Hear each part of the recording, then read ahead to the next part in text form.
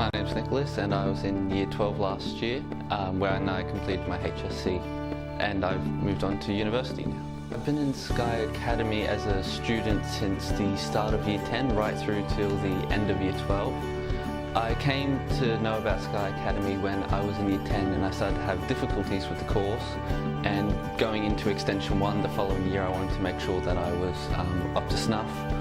And I asked my maths teacher I asked her if she would recommend a tutor, who would it be and how do I get in contact with them, and that's when she recommended me to Sky Academy. Well, the things I wanted to address when I came to Sky Academy is that I really wanted to just improve my studying and improve how I'm learning the information and get a better understanding of maths as a whole. After going to Sky Academy I felt a lot more confidence in my maths and a lot more confidence in my capability to be able to do it, and it really motivated me to push forward and do the extra effort to get the better marks. I'd been working on extension, but I'd been focused much more heavily on mathematics, as I needed to get a high mark in that course in order to go into my degree, which I'm in now.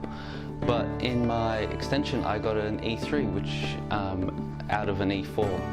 So that was really quite surprising, and that was actually quite a very good result for me. In my HSC for maths I got an 89 out of 100, so very edge of band 5, almost a band 6. And in extension 1 I got a 36 out of 50, which is an E3. And that's helped me move on in my mathematical knowledge to do a combined degree in physics and mathematics. I would absolutely recommend Sky Academy.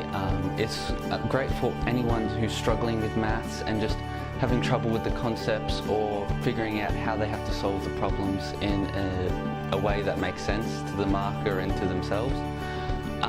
And I would recommend it because they really go above and beyond with just helping the students understand and being able to work through the concept, not just the concepts, but the way you have to think about the problems and how you have to solve them. And it's just been really helpful with me and so many other people I know.